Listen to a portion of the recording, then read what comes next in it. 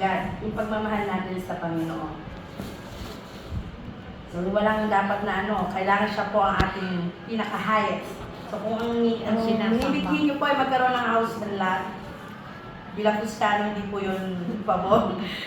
Kumbaga, ito po dapat yung number 1 natin ay si God. Kasi siya po ang mag-aano sa atin. Gagabay po sa lahat para makuha po ang ating mga meeting. So, loving God is our highest ideal. At ang sabi po nga ay, Hear, O Israel, the Lord our God is Lord alone. You shall love the Lord with all your heart, with all your soul, and all your mind, and with all your strength. So, ibig sabihin po, pag minahal po natin si God, dapat po full package po. Hindi po yung mahal mo si God na buong puso, pero yung sa isip mo, nagdududa ka sa Kanya. Tapos yung sa strength, wala kang time sa Kanya. So, kailangan po lahat, mahalin po natin siya ng ating buong puso, ng buong pag-iisip, kaluluwa, at ng kalakasan. So, hahatiin po natin yan. So, we will start first sa loving God with all our heart. So, loving God with all our heart. Sabi po sa Biblia, yung heart daw po, yan po yung nagbibigay sa atin sa panahon po noon. Kasi ngayon po kasi iba po ang pagkakaintindi sa puso, sa heart. So, sa noon po, sa Bible, heart is a seat of intelligence and decision. Siya po yung nangunguna. Sila po yung puso po yung sinusunod natin sa pagde-decide kung anong gusto nating mangyari at yung sa ating katalinuhan po, sa ating kaisipan. So, nagmumula po sa puso. Okay po? Tapos sabi din po, ang heart ay symbol of the core of who the man is. So, kung ano po yung nasa puso po ninyo, halimbawa po, sobrang love po natin si God. So, pag sinabi natin love natin si God with all our heart, makikita po yun na makakakita sa atin na ibang tao. Halimbawa, kayo po, yung mga katabi po natin ngayon, so, being a servant, nakikita nyo ba sa mga katabi ninyo yung si God? Kasi po, siya din po yung puso po. Kung ano po yung sa puso nyo, yun po yung lalabas sa personalidad po ninyo. So, kung sa puso mo ay puro galit, so makikita kita na depressed ka, galit ka, yung gano'n. Pero kung ano sa puso mo ay si God, so parang feeling ko safe ako sa'yo, na parang yung wala kong yung mga tawag doon. Malinis kasi dahil si God yung nakikita ko sa'yo na mabait ka, ganyan. Kung ano po yung characteristic ni God sa atin, na nasa puso natin, yun din po ang mag-reflect sa atin. So, yun po. Kung inggitan sa puso mo, so inggitera makikita ko sa'yo. Ganun po ba? Kung nakikita ko naman sa'yo si God, so yan. Ngayon nakikita ko kayo na si God ang nasa inyong puso, kaya po kayo nandito sa CLP. Tama po ba? Amen. Okay po. So, tuloy po yan. To love God with all our heart means to be totally committed to Him. So, sa pag-aasawa, di ba, kailangan, pag mahal natin yung asawa natin, kailangan i-commit natin sarili sa Kanya.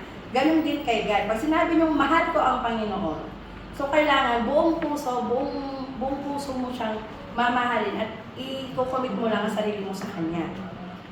Okay, hindi sa iba. So, sa Kanya lang. So, committed to Him. Kung maghahanda kang ialin mo ang iyong puso, ang buhay kay God.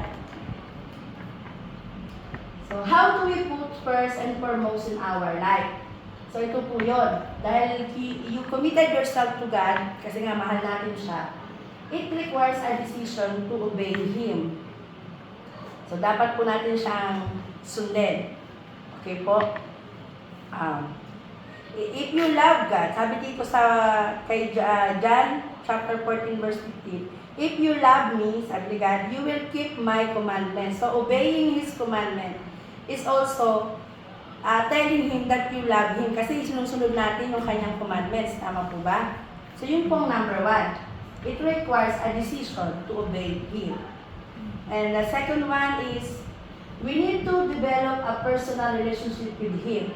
So, personal na relationship. Siyempre, dahil nga committed tayo sa Kanya, so lagi natin siyang kakausapin, lagi tayong magkakaroon ng time sa Kanya.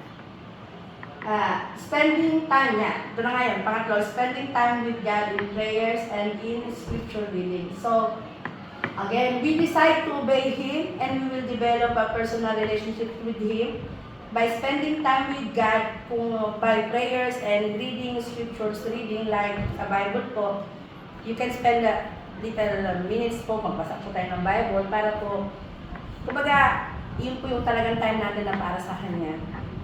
Yun po yung sasabi natin na loving God with all our heart. So next naman po, loving God with all our mind and soul. Yan. Yung mamahalin daw natin si God with all our mind and soul. Sabi po, we love God with all our mind and soul by keeping our mind clean and holy, free from evil and impure thoughts. So kailangan, kapag minahal mo si God, wala kang negative thoughts about sa Kanya. Hindi mo siya pag-iisipan ng masama or another na totoo bang si God. Yung parang wala kang iniisip na negative sa Kanya. Kailangan pure ang iyong pag-iisip, clear. Ganon. Free from uncharitable thoughts. So, ibig sabihin po nun, yung kung mamahalin ko ba si God, magiging ganito ba buhay ko? You are, parang tinitingnan mo na agad kung ano magiging benefits mo kung pipiliin mo ba si God. Tulad po ngayon, pinili niyo po na umattend po sa ating CLP. Iniisip niyo po ba kung anong mapapala niyo dito sa CLP? Sa Christian Life Program po natin. So, kumbaga parang selfish ano lang po ninyo na may pakinabang ba ako dyan? May makukuha ba ako dyan? Diba? Ganun po yung uncharitable kasi sinasabi po dyan. Kailangan alisin po ninyo yun sa ating kaisipan. Kapag binahal po natin si God, kailangan pure at clean po tayo. And next po, free from suspicion that estranged relationship. Yun nga po, yung huwag kang mapagduda kay God. Huwag mo siyang pagdududahan. Kaya nga diba, kinumit mo yung sarili kay God dahil nagtitiwala ka sa Kanya na siya ay tatanggapin ka niya. Kumbaga, ikaw, huwag kang magdududa sa Kanya na baka hindi niya kula, baka pinipili lang siya. So, aalisin nyo rin po yun sa inyong pag-iisip. And the last is free from worries, knowing that God will take care of us. So, yung pag-aalala po natin, huwag po kayong mag-aalala kasi aarugain po tayo ni God, aalagaan niya po tayo. Basta magtiwala lang po tayo sa Kanya. At mahalin lang po natin siya ng tapat. Okay po? We can love with all our soul by being at the disposal of God for His purpose and by thinking of ways to serve God. Okay po, so dito po, kapag po, ito po yung about sa soul na natin, ano po, kailangan po, handa po kayo magpagamit kay God. So, ibig po sabihin na magpagamit yung you will serve Him. So, katulad po ng ating service team dito sa Limassol, kailangan po natin silang pasalamatan kasi po, andito po sila para mag-serve sa atin.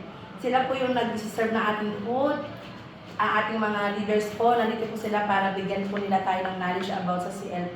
So, instead of gumala sila dahil day off ngayon, Sunday po ngayon, di ba? Imbis na gumala sila, nandito sila para tulungan nila tayo. At ganun din po kayo. Nandito po kayo ngayon sa CLP. So, ito na rin po yung preparation ninyo para mag-serve kay God. Diba? Tama po yun. Kasi day off nyo, dapat nandun kayo sa mall. O kaya nandun kayo sa mall, nag-swimming na. Pero pinili nyo po dito na mag-serve kay God. So, ito na rin po yung preparation nyo. At pinapakita nyo na rin po kay God na you are accepting and loving Him po ng buong kaluluwa niyo, buong kaisipan at puso. Okay po ba? Okay po. At meron din po dun sa narinig ko po at nabasa ko rin po, sabi po ng isang pare, bakit daw po nagkakasala yung isang tao? Nagkakasala daw po ang isang tao kasi yung oras po na wala siyang ginagawa, marami siyang naiisip na masama. So instead of gamitin niya po ang kanyang bakanteng oras sa pag-iisip ng kung ano nung negative thoughts, gamitin na lang po niya yung free time niya sa pagbabasa at pag-pray. At yun, makakaisip po siya ng maayos. Tama po ba? Kasi kapag tayo ay busy, di ba, hindi natin naisip na, pagod na ako, magpapakamatay na ako, ganyan, mga word na gano'n. So negative yun, di ba po ba? Pero kung ikaw ay libre, pumupo ka lang, magbasa ka lang ng Bible, o kaya yung mga binibigay po namin handout sa inyo, meron po itong mga Bible scriptures po na pwede niyong basahin. Pwede niyo pong gawin yun. Para hindi po kayo makaisip na kung anong negative thoughts na magkakaroon po kayo ng sala kay God. So, yun po yun. Okay po? Next. To the third, loving God with all our strength. So, ng ating buong lahas. Okay po? Loving God with all our strength means giving God our time, talent, and treasure to glorify God. So, pagbibigay daw po nating oras sa kay God. Yan po yung isa. Ang talent, hindi po yung talent na singing and dancing, ano? Hindi po yan. So, yung talent po ng panahon na yon ay ito po yung sahod or labor po na tinatawag. At yung treasure, yun po yung mga nakukuha natin na sahod natin sa amo, yung mga nakukuha po nating blessings. So, sabi po dito, loving God with all our strength means giving God all our resources, time, and talent, treasure, as what we call ours is not really ours. Hindi po talaga ito para sa atin. Kumbaga, nakukuha na meron po tayo nito dahil kay God. Siya po ang nagbibigay sa atin ng lahat ng ito na kailangan po natin ibalik sa Kanya. So, if you are blessed, di ba, kailangan natin i-share yung blessing natin sa iba. So, ganun din po, kung anong meron tayo na ngayon, we need to give it back to our God. Yun po yung sabi. And then, meron nga po dito sa parable of the talents nga na sinasabi, ayon po sa Matthew 25, chapter 25, verse 28 to 30, meron pong 3 tao na binigyan po ng talents. Yung nga po yung talents na sinasabi ko, yun po yung kanilang labor or sahod po nung time na yon. So, may isa pong master na binigyan po niya ng talents yung 3 tao. Yung isang tao po, binigyan niya po ng 5 talents. Ang isang talent po noon ay katumbas ng 20 years na sahod. So, 20 years po na sahod. So, yung isang tao binigyan ng 5 years. So, ilan po yun? Di 100 years na sahod ang meron siya. Ang ginawa niya, shinare niya yun sa iba. Ganon din po yung pangalawang tao. Meron po siyang 2 talent. So, meron siyang 40 years na sahod. So, shinare din po niya yun sa iba po. Pero, sana po yung sa last na tao, wag po tayo maging ganon. Kasi, ang ginawa po ng isang tao, instead of sharing it to others, nung blessing na tanggap niya na 20 years na sahod, hindi niya po yung shinare. Ibinaon niya po yung sa lupa. In short, sinarili niya lang po yung talents na hindi niya shinare sa iba. So, wag po tayo maging sakim. Tama po ba? So, yun po yun. So, kailangan, kung ano man po ang ating matanggap, malaki po bang bagay yan or maliit man, kapag may time tayo, kailangan natin ibigay. Yun po mga donations. Diba? Any kind of amounts po, makatanggap po yan. So, ganun po tayo. So, after po na CLP natin, meron po tayong mayroong lesson din po about tithes and alms po na mangyayari po. So, yun po. Tapos na po tayo sa loving God with all our heart, mind, and soul, and strength. So, ito naman po tayo sa loving our neighbor as ourselves. So, lahat ba tayo, mahal po ba natin natin sarili? Yes. Dapat po talaga may love. Mahal po natin natin sarili kasi kung hindi po natin mahal ang ating mga sarili, hindi rin po natin kayang mahalin ang ating kapwa. Tama po ba? Alangan namang mahal ang ating sarili, pero yung kapwa natin, well, who are you, di ba? Tigal mo. Okay po? So, pero bago yan, sino ba muna yung perfect model natin for loving God? Yung kanina, di ba? Yung loving God. Ang pinaka-model po natin, perfect model po natin dyan ay si Jesus and Mary. Dahil ibinigay nila ang kanilang sarili kay God, minahal nila si God ng sobra-sobra. So, alam niyo naman po yung history ni Mama Mary, di ba po? So, tinanggap niya po yung Holy Spirit na yon. At tinalagaan niya po yon at binigyan niya po ng buhay at minahal niya po si God. So, loving our neighbor is not an option. It is God's commandment. Yung second commandment po. So, ito. You shall love the Lord your God with all your heart, with all your soul, and with all your mind. This is the greatest and the first commandment. Tama po, yung kanina natin tinakit. And the second is like, you shall love your neighbor as yourself. The whole law and the prophets depend on these 2 commandments. So, clear po ba? Diba? Nasabi ko po nung una pa lang na hindi natin sila pwedeng paghiwalayin. So, ito po yun. Ayan, sinabi ko na nauna ako sa kanya. Or perfect model. So, love as Jesus loves. Paano pa tayo mahalin ni God? Diba? Kung alam niyo kung paano tayo minahal ni God, ganun din tayo magmahal ng ating kapwa. Tama po ba? So, paano? So, I give you a new commandment. Sabi, love one another as I have loved you. So, you also should love one another. Yun na nga po yun. Clearly po na love one another. Sa mga may asawa po, love one another, ha? Hindi po love another one. Diba po yun? Tama po? So, this is love one another. Nag-relax si brother. So, clear po yun. Okay po? And then this. Siyempre, natanongin nyo kung sino ba yung neighbor nyo. Hindi yung kapitbahay lang, siyempre. Who is our neighbor? Me. Ang neighbor ko ay si Hector. Asawa ko po. Ang neighbor po ni Brother Dennis ay si Ate Arnie. Kayo po, yung mga neighbor po, yung mga katabi nyo rin po, yan. So, all of us are neighbor here. Tama po ba? So, ang pinaka-good example po ng pagiging mabuting kapwa ay ang parable of Good Samaritan. Alam niyo na po ba yun? So, recap lang po ulit. Na meron pong isang Hudyo na pinagnakawan at nagulpi at nakahundusay sa daan, sa kalye. May 3 tao na lumapit. Ang unang tao ay isa ding Hudyo na pare. Hindi niya po ito nilapitan bago sa kanyang iniwasan. Hindi niya po tinulungan. Yung pangalawa po ay isang Levite. Ganun din pong ginawa niya. Iniwasan niya rin po ito. At ang pangatlo ay isang Samaritan. So sa history po, ang Hudyo at isang Samaritan ay hindi po sila magkasundo. More than enemy po sila. Dahil iba po ang kanilang paniniwala at sinusunod. Okay po. So, ang Samaritan na yun, yung pangatlo na yun, ang lumapit doon sa Hudyo na nakahandusay. So, ang ginawa niya, he approached the victim, poured oil and wine, bandaged him, yun, ginamot siya, lifted him up, and took him to an inn. So, inalagaan niya to, tinasikaso niya yung Hudyo na yun, na nasaktan. So, ang binibigay po na lesson dito, ay di ba po yung Samaritan at yung Hudyo. So, hindi niya po inisip, yung Samaritan, hindi niya inisip na yung nakahandusay doon na isang Hudyo. So, ang ibig po sabihin nun, wala po tayong pipiliin kung sino pang dapat natin tulungan.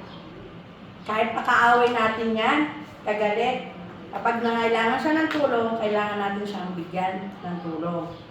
So, kung kapag may iniinisan tayong tao, galit ka pero kailangan mong tumulong kasi Kristiyano tayo po, yung parang ganun po. Ganun po yung nating, kasi ganun din si God. Paano na lang kung si God ay may favoritism? Di ba? Kaya kung ano, namimili tayo ng kung sinong tutulungan, paano kung si God may favoritism? Paano tayo makakasalanan? Paano niya tayo matutulungan? Hindi niya tayo favorite kasi makasalanan tayo.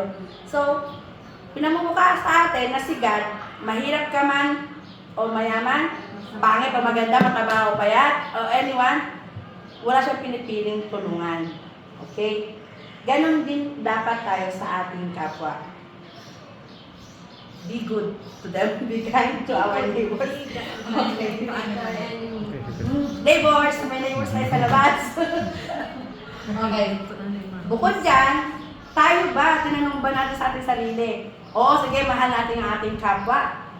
Am I being neighbor to others? Tayo ba? Naging mabuting kapwa ba tayo sa ating kapwa?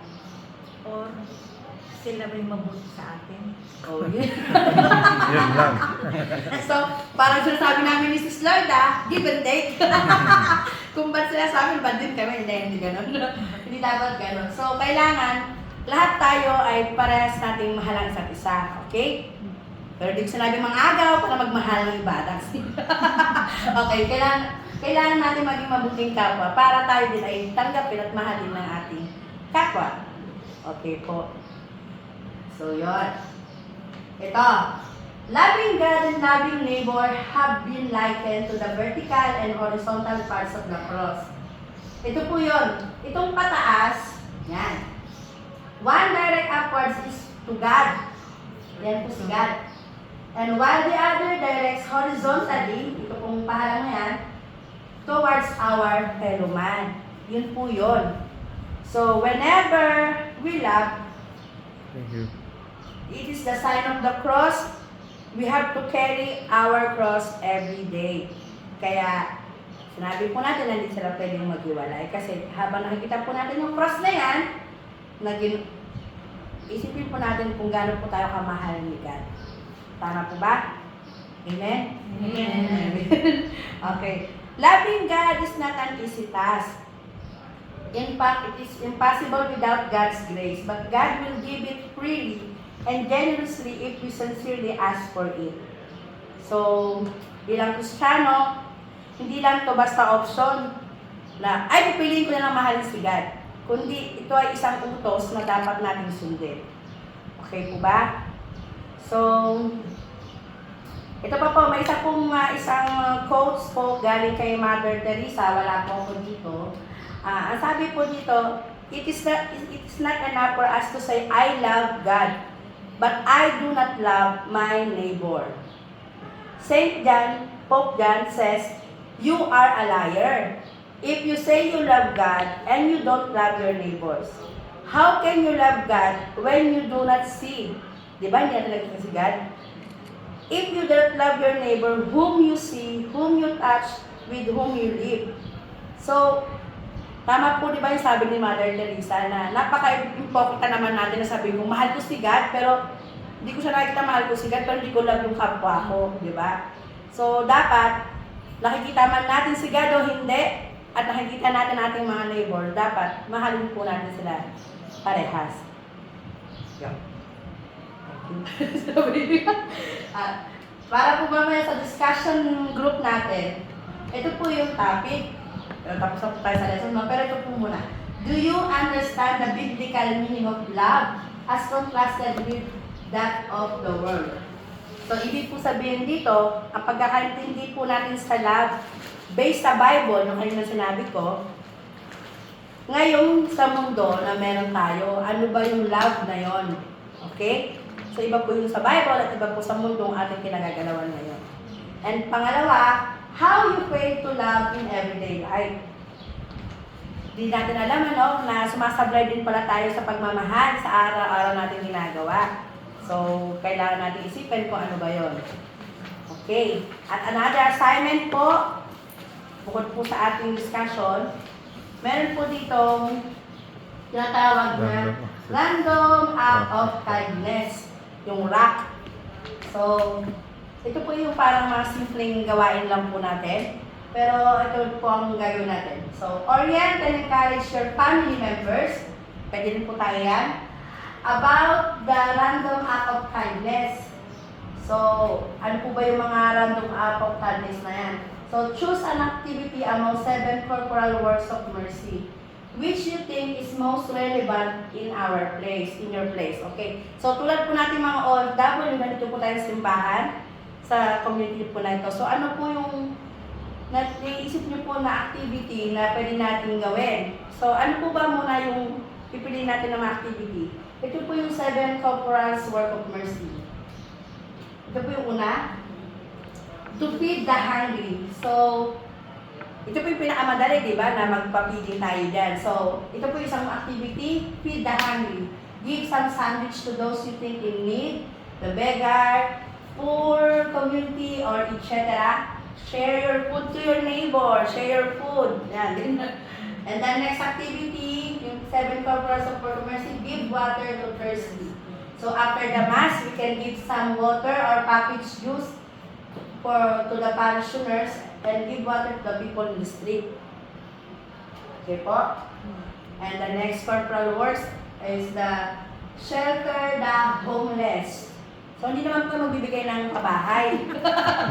Ang gagawin naman po lang, gather your old pillows, blanket, or umbrella and give to the homeless.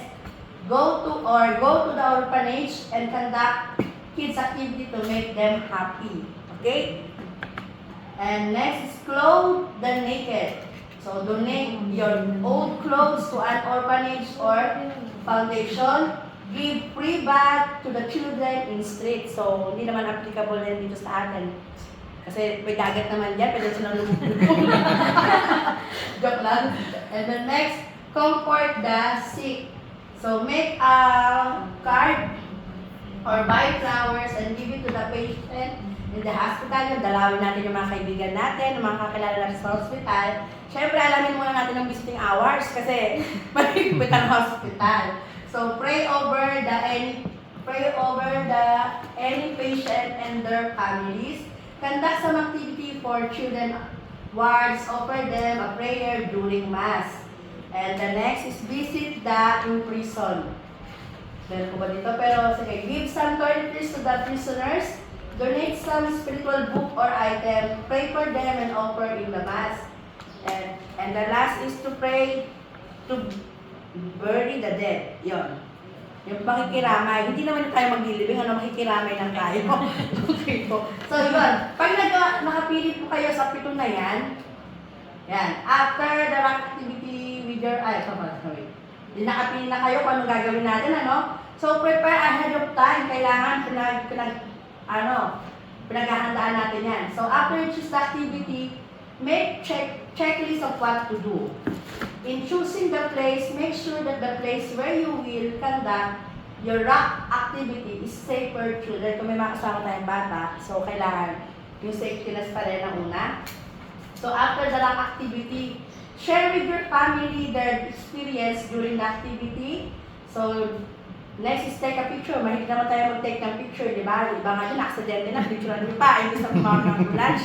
So, ganun eh. So, take a picture and post it in your group chat or social media account. So, ito, sample lang, use the hashtag Christian Lab, hashtag rock, hashtag CLP, name of the chapter. So, ito, hindi ko na nag-group. So, dito lang sa Nicosia, Limassol. So, hashtag CLP Limassol Cyprus and hashtag 2024. So, gano'n. Kung meron po tayong page, meron po kaming page. So, pag mayroon po kayo napili dyan, pwede nyo pong i-post doon. Yun. So, yun po ang ating topic for today and may God be praised. Thank you!